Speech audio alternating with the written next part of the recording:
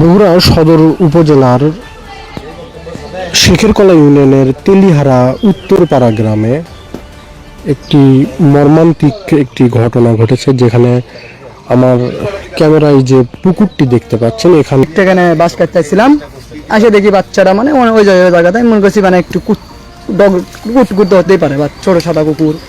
তো এখানে এক চাচা আমাদের কাকা ভাই ঘাট ধরছে। আমি কাকা বললাম, কাকা দেখেন তো ওখানে কী গো? তা কাকা বলতে আমার পাশে যাওয়া হলো। কাকা বলতেছে রে কে রে বাচ্চা কুমার রে? আমি বললাম কাকা হাত টাত দেওয়া হবে না, এমনি নোয়া টোকা দিয়ে আগে নিয়ে আসেন। তো এখানে বাচ্চাটাকে নিয়ে আসা হয়েছে।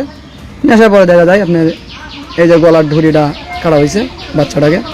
বাচ্চার নাড়ি টাড়ি এখন আপনি ওকে আছে, নাড়ি টাড়ি কিছুই করা হয়নি। তারপরে অনেকে জানাজানি হয়ে যায়।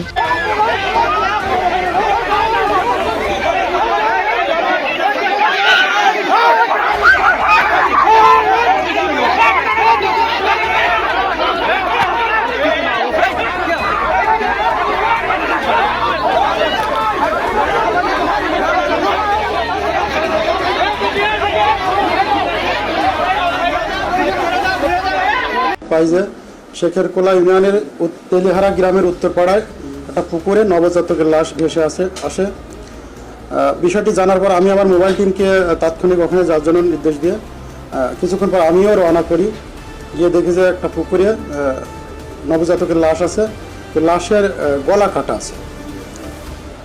আমার আয়ু লাশের সুরতাল করে আমি ঘটনাস্থলে উপস্থিত থেকে এবং আমার টিম নিয়ে এই ঘটনা কী করেছে সেটা শনাক্তকরণের জন্য চেষ্টা করি, এলাকাবাসীর সহযোগিতা কামনা করি।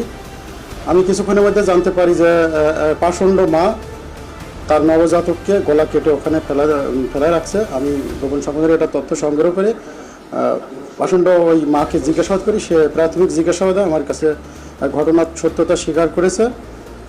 লাশ আমরা নিয়ে আসছি, লাশ ময়নাতদন্তের জন্য মেডিকেলে পাঠাবো এবং এই ঘটনায় মামলা প্রক্রিয়াধীন। নবজাতক ছেলে, আর তার এই স্বামীর সাথে দুলালের সাথে বিয়ে হয়েছে 2 মাস আগের স্বামীর সন্তান বলে আমরা ধারণা করছি এবং তিনি নিজেও স্বীকার করছে সেটা। আমরা স্বামীকেও জিজ্ঞাসাবাদের জন্য নিয়ে আসছি, মূল ঘটনা বের করার জন্য আমরা চেষ্টা করছি। হত্যা করছে এই জন্যই যে তার এটা যাতে চিহ্ন না থাকে আগেকার স্বামীর যে সন্তান, এই স্বামী তো মানবে না, এই কারণেই করছে। পাষণ্ড মা আর যে বর্তমান স্বামী দুলাল, দুজনকে আমরা আটক করছি।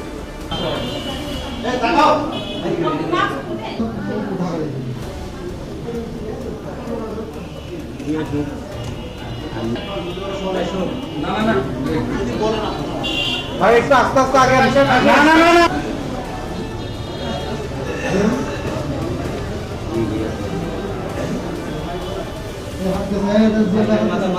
ওখানে কার কারণ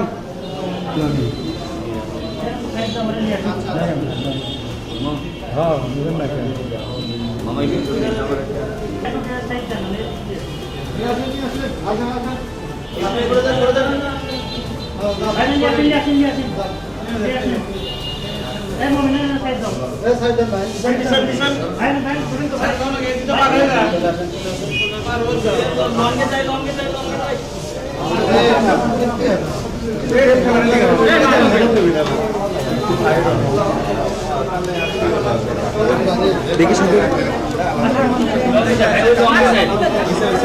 আচ্ছা আচ্ছা